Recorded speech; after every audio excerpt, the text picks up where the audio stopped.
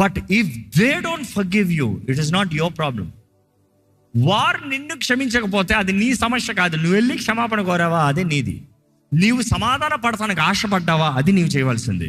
నీవు సమాధానం పడితే, నువ్వు సమాధాన పడాలని అడుగు తీసినప్పుడే దేవుడు నీ జీవితంలో కార్యం జరిగిస్తాం.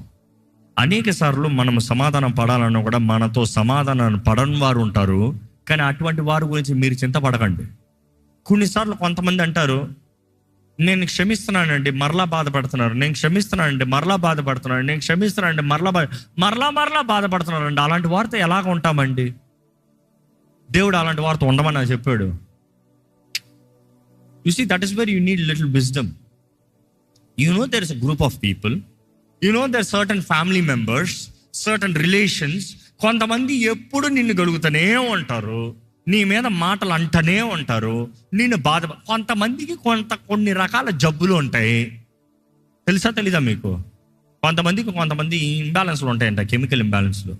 దాన్ని బట్టి ఏంటి, ఎప్పుడు ఎవరితోనో వాడితో గొడవ పెట్టుకుంటారంట. మళ్ళీ అలాంటి వాళ్ళు ఏమంటారు తెలుసా, అందరు తప్పే, అందరు చెడ్డే, అందరు రాంగ్, నేను ఒక్కడనే రైట్ అంటారంట. నిజానికి వాస్తవానికి ఎవరు రాంగు? ఎందుకంటే అందరితో గొడవ వచ్చిందంటే ప్రాబ్లం నీది. ఎవరితో వాళ్ళతో గొడవపడే ఏదో మిస్అండర్స్టాండింగ్ వచ్చిందని చెప్పొచ్చు. అండ్ ఎప్పుడు కొంతమంది ఏంటంటే, ఎవరు వచ్చి వాళ్ళతో గొడవ పెట్టుకుంటాం కాదు, వీరే వారిని నొక్కుతారంట, వారిని రెచ్చగొడతారంట, వారిని ఇరిటేట్ చేస్తారంట. బట్ అలాంటి సిచ్యువేషన్లో హౌ డు యూ డీల్?